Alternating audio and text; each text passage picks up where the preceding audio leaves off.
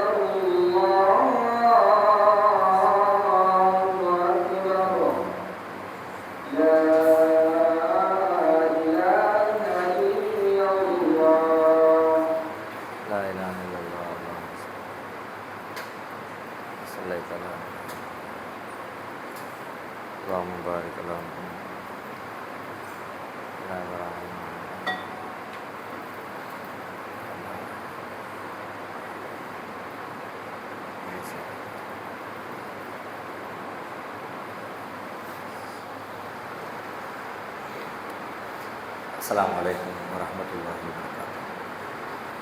அல்ஹம்துலில்லாஹ் நஹ்மதுஹு வ நஸ்தஈனுஹு வ நஸ்தக்ஃபிருஹு வ நஊது பில்லாஹி மின் ஷுரூரி அன்ஃபுஸினா வ மின் ஸய்யிஆத்தி அஅமாலினா. மன் யஹ்திஹில்லாஹு ஃபலா முضில்ல லஹு வ மன் யுضلل ஃபலா ஹாதிய லஹு. வ அஷ்ஹது அன் லா இலாஹா இல்லல்லாஹு வஹ்தஹு லா ஷரீக லஹு வ அஷ்ஹது அன்ன முஹம்மதன் அப்துஹு வ ரசூலுஹு. அம்மா பஅத். கண்ணியத்திற்குரிய எல்லாம் வல்ல அல்லாஹ்வின் நல்லடியார்களே, நம்முடைய வாழ்வில் பல்வேறு வகையான துன்பங்களையும் துயரங்களையும் ஒவ்வொரு காலகட்டத்திலும் நாம் அனுபவித்துக் கொண்டே இருக்கிறோம். அல்லாஹ் ரப்புல் ஆலமீன் இந்த வாழ்வை இன்பமும் துன்பமும் கலந்ததாக, ஒன்றோடு ஒன்று பின்னி பிணைந்ததாகத்தான் நமக்கு வழங்கியிருக்கிறானே தவிர முழுவதும் இன்பம் மாத்திரம் என்கிற வகையிலோ அல்லது முழுக்கவும் துன்பம்தான் என்று சொல்ல தகுந்த வகையிலோ இந்த உலக வாழ்வை அல்லாஹ் அமைத்திருக்கவில்லை. ஆனாலும் நம்முடைய வாழ்வில் நாம் அனுபவிக்கிற துன்பங்களுக்கு யார் காரணம் என்று கேள்வி எழுப்பினால், அல்லாஹ் விதித்த விதியின் அடிப்படையில் தான் நாம் துன்பத்தை அனுபவிக்கிறோம் என்று ஒற்றை வார்த்தையில் பெரும்பாலும் நாம் பதில் சொல்லிவிடுகிறோம். ஆனால் திருமறை குர்ஆன் சொல்கிறது, இன்னல்லாஹ லா யظ்லிமு ன்னாஸ ஷைஆ. அல்லாஹ் ஒருபோதும் மனிதர்களுக்கு அநீதி இழைப்பதில்லை. வலாக்கின்ன ன்னாஸ அன்ஃபுஸஹும் யظ்லிமூன். மனிதர்கள் தமக்குத்தாமே தீங்கிழைத்துக் கொள்கிறார்கள், அநீதி செய்து கொள்கிறார்கள். நமக்கு ஏற்படுகிற துன்பங்களுக்கான காரணங்களாக அல்லாஹ் திருமறை குர்ஆனில் சொல்வது, மனிதர்கள் தம்முடைய கரங்களினால்தான், தம்முடைய சிந்தனையினால், தம்முடைய செயல்களினால்தான் தமக்கு தீங்குகளையும் துன்பங்களையும் ஏற்படுத்தி கொள்கிறார்கள் என்று திருக்குர்ஆன் நமக்கு சொல்கிறது. சில நேரங்களில் நாம் அனுபவிக்கிற துன்பத்துக்கான காரணத்தை நாம் என்ன தப்பு செஞ்சோம் அப்படின்னு தேடினா நம்மளால் கண்டுபிடிக்க முடியாமல் போகலாம். ஆனாலும் பல நேரங்களில் நாம் செஞ்ச நம்ம அனுபவிக்கிற துன்பங்களுக்கான காரணம் நாம் தான் என்பதை நாம் கொஞ்சம் ஆழமாக கவனமாக சிந்திச்சா கண்டுபிடிச்சிட முடியும். ஏன்னா அல்லாஹ் ரொம்ப திட்டவட்டமாக சொல்கிறான், வமா அசாபக்கும் மி முசீபத்தின் ஃபபிமா கசபத் ஐதீக்கும். உங்களை அடைகிற எந்த துன்பமாயினும் உங்கள் கரங்கள் சம்பாதித்தவையே என்பது குர்ஆனுடைய மிக தெளிவான தீர்ப்பு. நமக்கு வருகிற எந்த துன்பமாக இருந்தாலும் அதற்கு நாம் தான் காரணமாக இருக்கிறோம் என்று அல்லாஹ் ரப்பல் ஆலமீன் சொல்கிறான். இந்த வசனத்தை மையமாக வச்சு நம்ம வாழ்க்கையில் நம்ம சிந்திச்சோம்னா சில நேரங்களில் இது பல்வேறு விஷயங்களை வாழ்க்கையின் எல்லா கூறுகளையும் ஒவ்வொரு கோணத்தில் சிந்திக்கிற பொழுது ஒவ்வொரு வகையான பதில்கள் கிடைக்கும். அந்த வகையில் இந்த வசனத்தை நாம் இப்படி சிந்தித்தோம் அப்படின்னா, பல நேரங்களில் நம்முடைய துன்பத்துக்கு இவர் தான் காரணம், இவர் பேசின பேச்சு காரணம், இவர் இது மாதிரி சொல்லிட்டாரு, இப்படி செய்ய சொன்னார், அதை நான் செஞ்சேன் அதனால் காரணம், அல்லது என்னை இப்படி திட்டாங்க அதனால் நான் மனசு உடைஞ்சு போயிட்டேன், தனக்கு ஏற்பட்ட மனக்கவலைக்கு பிறர் காரணம், தனக்கு ஏற்பட்ட இழப்புகளுக்கு பிறர் காரணம், தனக்கு ஏற்பட்ட நஷ்டங்களுக்கு பிறர் காரணம். இது மாதிரி பல நேரங்களில் அடுத்தவங்கள தான் நம்ம கை காட்டுறோம். பல நேரங்களில் எல்லா நேரங்களிலும் அப்படி தான் கை காட்டுறோம். எப்போதுமே நம்ம யாரையாவது ஒருத்தரை இப்படி ஏன் ஏற்பட்டுச்சு, நான் இப்போ பெரிய டென்ஷனில் இருக்கேன், எல்லாம் இவரால் வந்துச்சு அப்படின்னு சொல்கிறோம். இந்த ஆடு பேச்சை கேட்டது தப்பாக போச்சு, அதை மட்டும் கேட்காம இருந்திருந்தோம் நான் நிம்மதியாக இருந்திருப்பேன், அவர் சொன்னாருன்னு நான் செஞ்சேன், கடைசியில் பம்பில் மாட்டிக்கிட்டேன் அப்படின்னு சொல்லுவோம். சில நேரங்கள் நமக்கு ஏற்படக்கூடிய கவலைகளின் பின்னணியில் இப்படியெல்லாம் பேசிவிட்டாரு, எனக்கு கேட்கவே ரொம்ப கவலையாக இருக்குது, என்னை பற்றி இப்படியெல்லாம் பேசியிருக்காங்களே அப்படின்னு நினைப்போம். அதன் காரணமாக கொஞ்சம் சவுண்டை குறைச்சிக்குமா,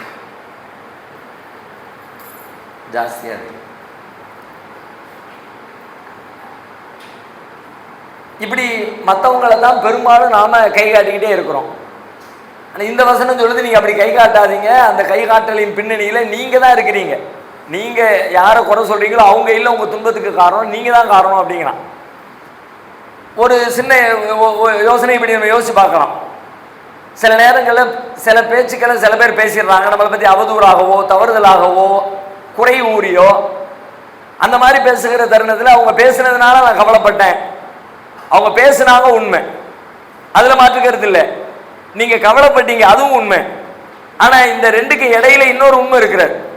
அது என்னன்னு கேட்டால், நாம ஒரு ஜட்ஜ்மெண்ட் பண்ணுறோம், என்னுடைய கவலைக்கு அவர் பேசிய பேச்சு காரணம்னு. அவர் பேசியது உண்மை, அதை நம்ம மறுக்கலை, நீங்கள் கவலைப்பட்டது உண்மை, அதையும் நம்ம மறுக்கலை. ஆனால் இந்த கவலைக்கு அவர் தான் காரணமா அப்படின்னா அது நம்ம சொல்ல, அப்படி சொல்லுகிற நேரத்தில் எல்லாம் நம்ம சிக்கல மாட்டேங்கிறோம்.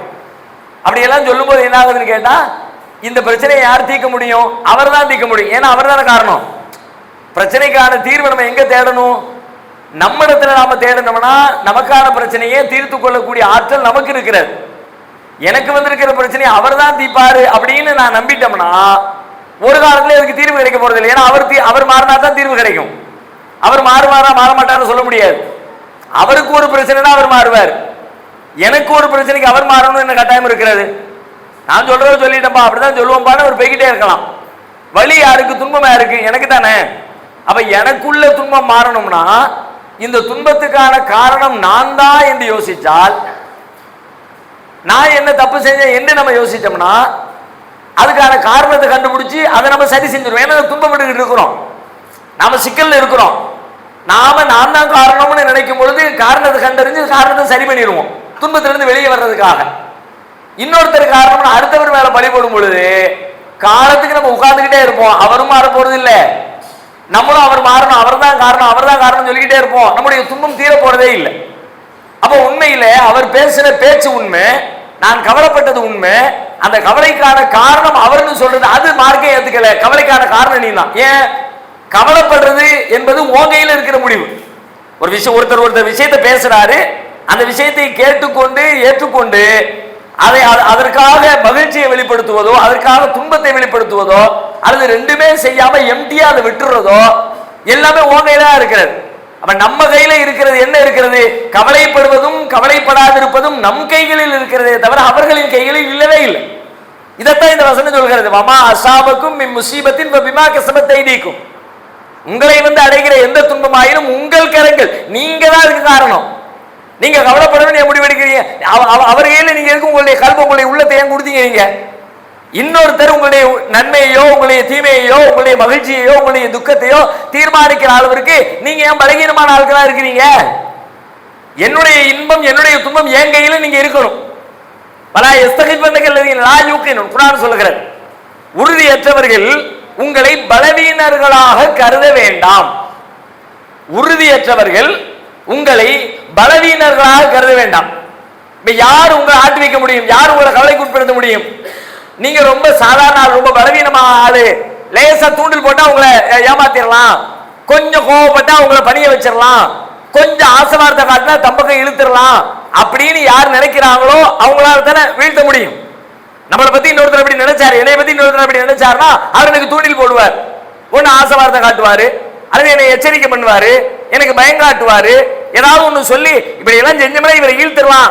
அப்போ இங்க சிக்கல் எங்க இருக்குன்னு கேட்டா என்னுடைய பலவீனத்தின் காரணமாகத்தான் இந்த சிக்கல் வருகிறதே தவிர அவர் கையில மேட்டர் இல்லை, என் கையில மேட்டர் இருக்கிறது. அதான் அல்லாஹ் சொல்றான்,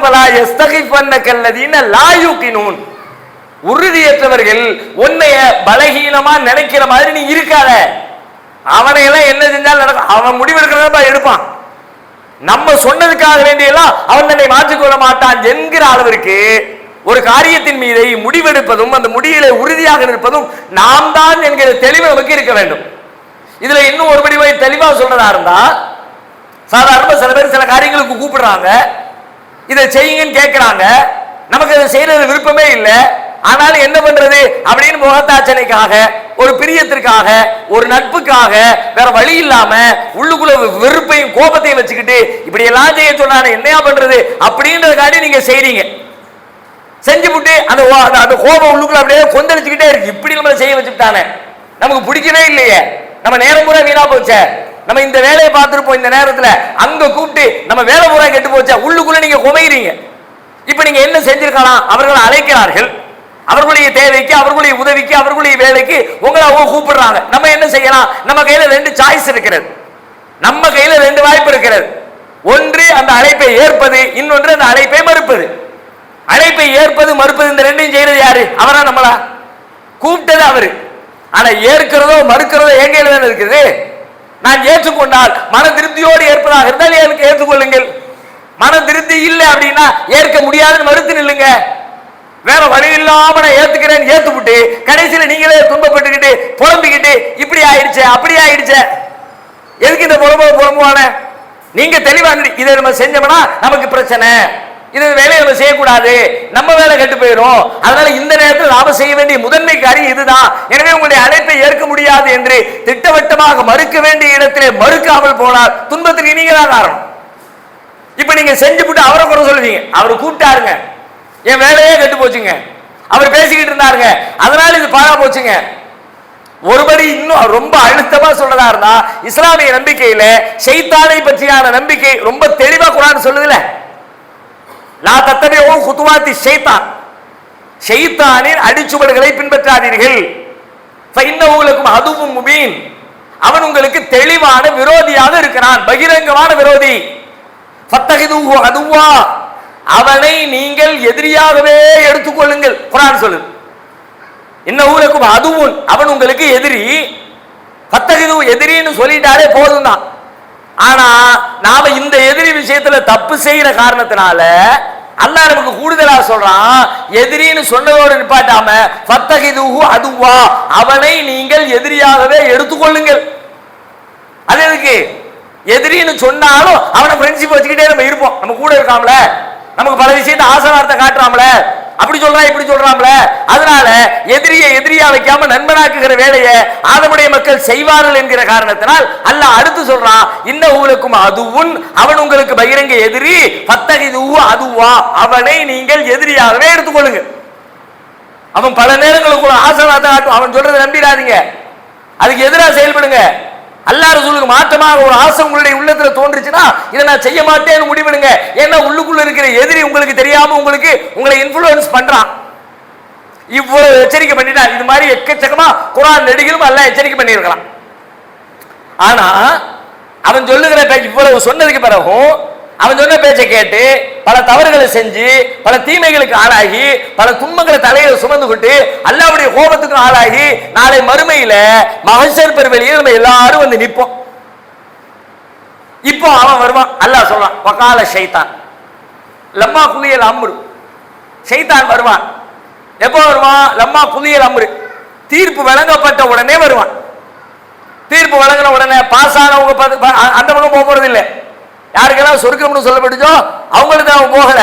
யாரெல்லாம் ஃபெயிலா போய் நரகத்தை நோக்கி பயணத்தை துவக்கி இருக்கிறார்களோ அவர்களை நோக்கி வருவான். தைன்னல்லாஹ் வஅதக்கும் வஅதல் ஹக்கி, வந்து சொல்லுவான், உங்களுக்கு உலகத்தில் வாழும் பொழுது அல்லாஹ் உங்களுக்கு ஒரு வாக்குறுதி கொடுத்தான். வஅதல் ஹக்கு, அல்லாஹ் கொடுத்த வாக்குறுதி உண்மையான வாக்குறுதி. அல்லாஹ் உனக்கு இது நடக்கும்னு சொன்னா அது நடந்துச்சு. உனக்கு பரிசு தருவேன்னு சொன்னா தருவான். உன்னை உயர்த்துவேன்னு சொன்னா உயர்த்துவான். தவறுகளை செஞ்சா தண்டிப்பேன்னு தண்டிப்பான்.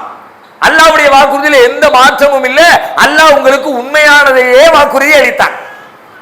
வவஅத்துக்கும், நானும் உங்களுக்கு சில வாக்குறுதிகளை கொடுத்தேன். நானும் சில சொன்னேன். ஆனா நான் சொன்னது ஃபஅகலத்துக்கும், நான் எதையுமே உண்மையா சொல்லக்கூடிய ஆள் இல்லை. நான் எல்லாத்தையும் மாத்திட்டேன். இதை சொன்ன உடனே அதை கேட்கக்கூடிய ஆட்களுக்கு கடுமையான கோபமும் வெறுப்பும். அட சைத்தான் பிடிச்ச பையல, அவனே சைத்தான் தானே, என்ன சொல்லுவோமோ அவனை கூப்பிட்டுக்கிட்டு சொல்லுவாங்களா, என்ன இப்போ வந்து இப்படி சொல்லுத, உன் பேச்சதை நாங்க கேட்டோம். ஆளாளுக்கு கோபத்தில் கொந்தளிக்கவும் உடனே அவன் எல்லாத்தையும் நிப்பாட்டிட்டு அறுத்து பேசுவானா, ஒமா காதலி அழைக்கும் சுல்தான்.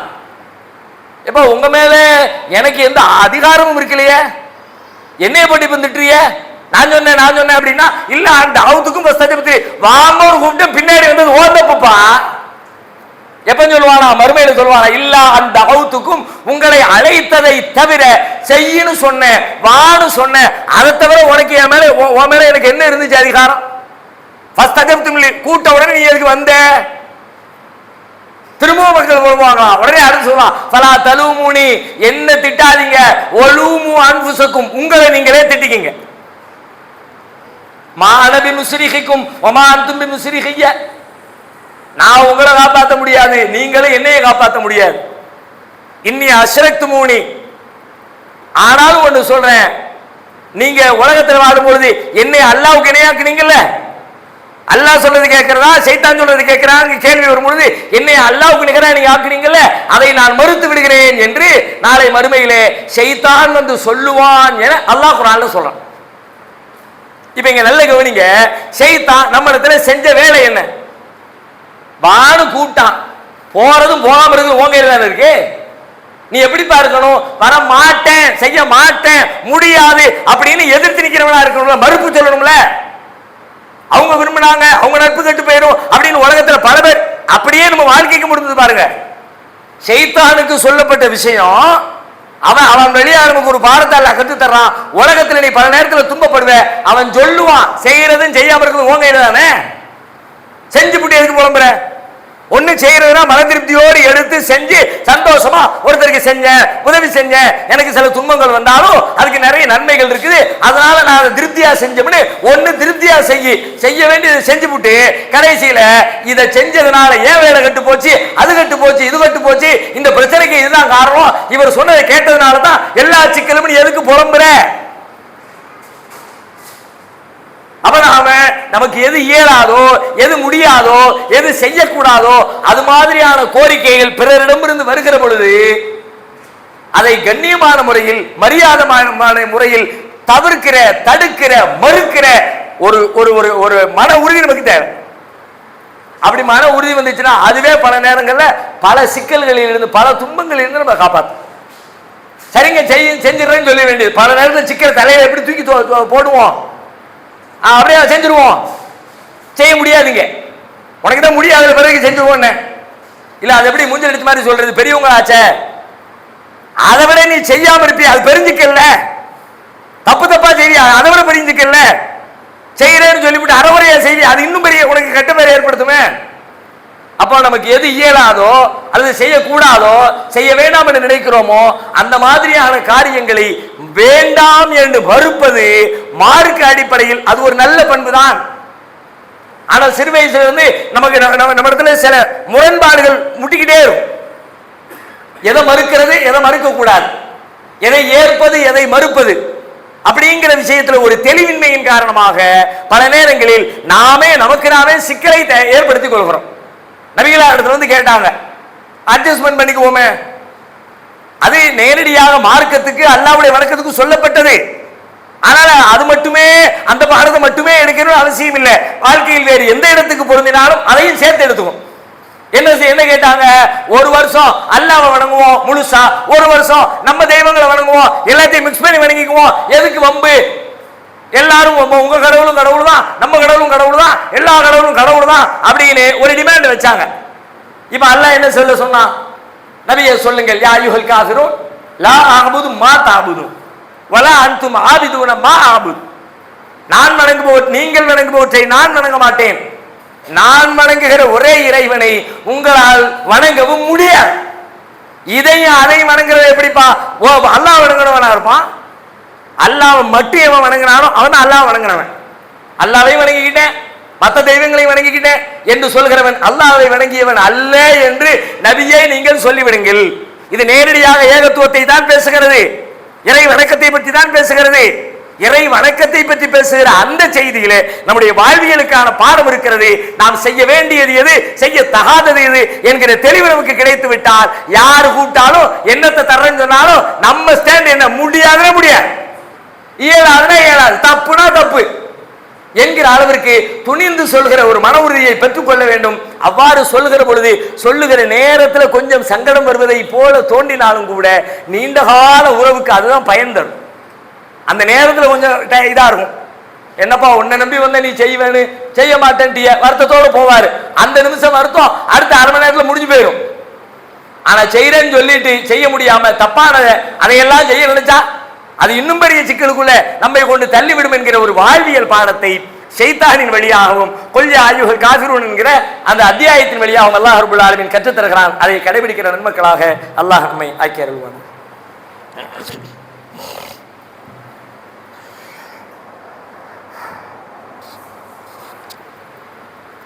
அல்ஹம்துலில்லாஹி ரப்பில் ஆலமீன் வஸ்ஸலாத்து வஸ்ஸலாமு அலா காத்தமில் அன்பியாஇ வல் முர்ஸலீன். அன்புக்குரிய சகோதர சகோதரிகளே, 2 நாட்களுக்கு முன்பு அமெரிக்காவில் ஒரு பல்கலைக்கழகத்தில் நடைபெற்ற நிகழ்ச்சியிலே இந்தியா வம்சாவளியை சார்ந்த அனில் கோச்சர் என்கிற ஒரு பெரிய தொழிலதிபர் அந்த பல்கலைக்கழக பட்டமளிப்பு விழாவில் கலந்து கொண்டு அதிலே பட்டம் பெற்ற 200 சொச்ச மாணவர்களுக்கு அவர்களுடைய கல்வி கடன்கள் அனைத்தையும் பொறுப்பேற்று அதை நானே அடைத்து விடுகிறேன் என்று சொல்லி ஏறத்தாழ 76 கோடி ரூபாயை அந்த மாணவர்களின் சார்பில் தான் அதை செலுத்தி அந்த கடனை அவர் நிவர்த்தி செய்தார் என்கிற செய்தி பத்திரிகையில் வந்திருக்கிறது. இது நமக்கு இன்னொரு முக்கியமான ஒரு செய்தியை நினைவுபடுத்துகிறது. என்ன அப்படின்னு கேட்டால், உலகத்திலேயே நம்முடைய அறிவை கொண்டு யோசித்து பார்க்கும்போது அதிகமாக பொருளாதாரத்தை தர்மம் செய்யக்கூடிய சமூகம் எது அப்படின்னு நம்ம அறிவை கொண்டு யோசிக்கும் போது அதில் முதலிடத்தில் நாம தான் இருக்கிறோம் என்பதுதான் நம்முடைய முடிவு. வேறு எந்த சமூகத்தையும் விட அது மற்ற யாரையும் குறைச்சி மதிப்பிடுவதற்காக சொல்லப்படுற விஷயம் அல்ல. ஒப்பீட்டு அளவில் பார்க்கும் பொழுது அதிகமாக தர்மங்கள் இந்த சமூகத்திலிருந்து வெளியாகி கொண்டே இருக்கிறது. ஒவ்வொரு வாரமும் ஒவ்வொரு நாளும் ஏதோ ஒரு வகையில் சிறிதாக பெரிதாக ஒரு வாரம் ஜும்மாவை நீங்கள் எடுத்துக்கொண்டு இப்படி தமிழ்நாடு முழுக்க நீங்கள் கணக்கு போட்டு பாருங்க.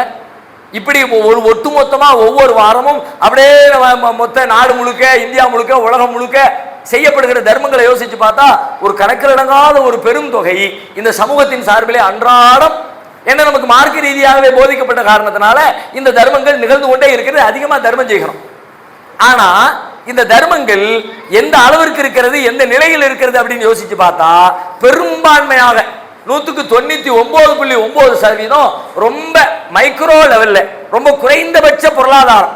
ஏன்னா நம்ம இடத்துல இருக்கிறதே கம்மி தானே, இருக்கிறதுல கொஞ்சத்தை எதையாவது தர்மம் பண்ணுன்னு மார்க்கம் சொல்லிடுச்சு. ஒரு பேரிச்சம்பளம் இருந்தா கூட முடிஞ்சா அதுல ஒரு பாதியாவது தர்மம் செய்யும் சொல்லிடுச்சு. நம்ம இடத்துல இருக்கிறது ரொம்ப கம்மி.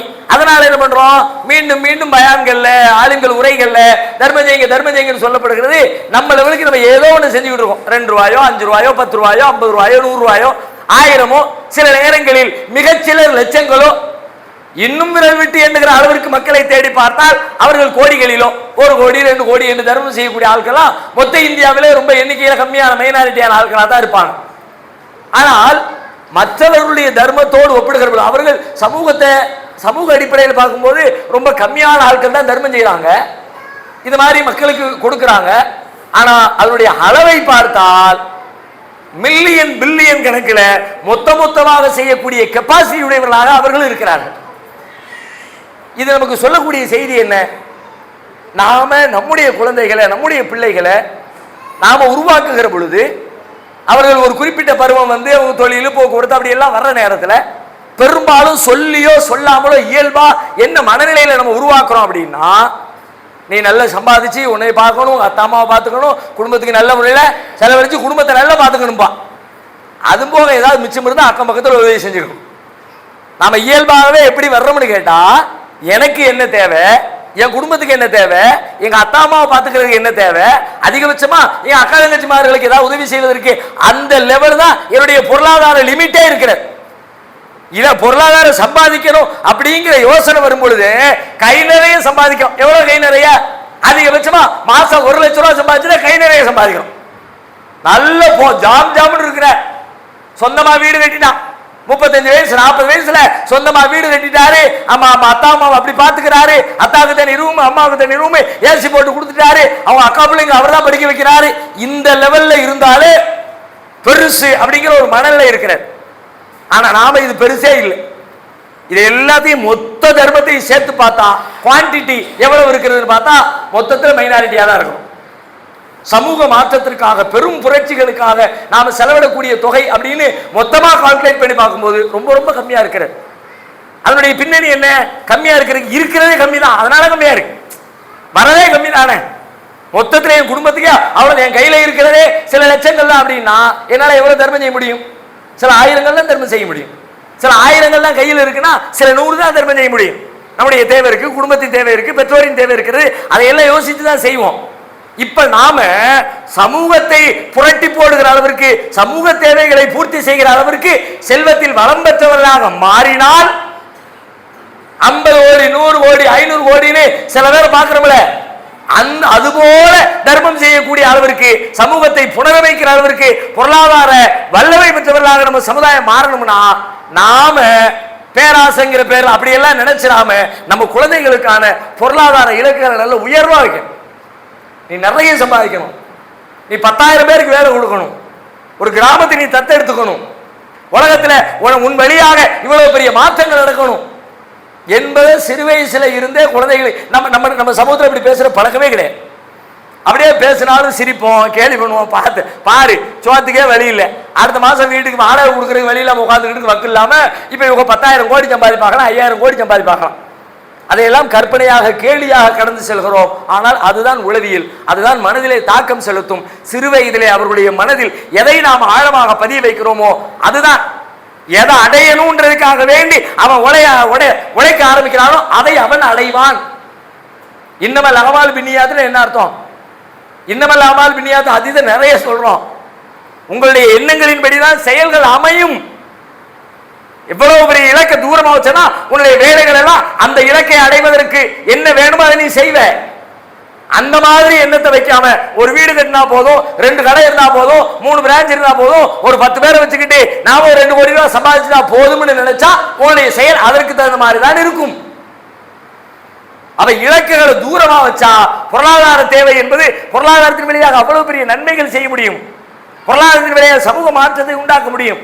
எனவே நாம இந்த மாதிரியான வரலாறுகளை, செய்திகளை நம்முடைய பிள்ளைகளுக்கு நினைவுபடுத்துவதன் வழியாக, மீண்டும் மீண்டும் சொல்வதன் வழியாக பெரும் இலக்கை அல்லாஹ்விடத்திலே பெரும் நன்மைகளை பெறுகிற அளவிற்கு, பல்லாயிரம் கோடிகளை இந்த சமூகத்திற்கு அர்ப்பணிக்கிற அளவிற்கு நீ பெரும் செல்வந்தனாக செல்வத்திலே உயர வேண்டும். அதன் வழியாக சமூகத்திற்கு தொண்டாற்றி அல்லாஹ்விடத்திலே நற்பெயரை பெற்றுக்கொள்ள வேண்டும் என்கிற விஷயத்தை குழந்தை பருவத்திலே எந்த வெட்கப்படாமல், சங்கோஜம் கொள்ளாமல் மீண்டும் மீண்டும் நம்முடைய குழந்தைகளுக்கு நினைவுபடுத்த வேண்டும். அல்லாஹ் ரப்பல் ஆலமீன் அப்படி பேசுகிற நன்மக்களாக நம் அனைவரையும் ஆக்கி அருள்வானாக.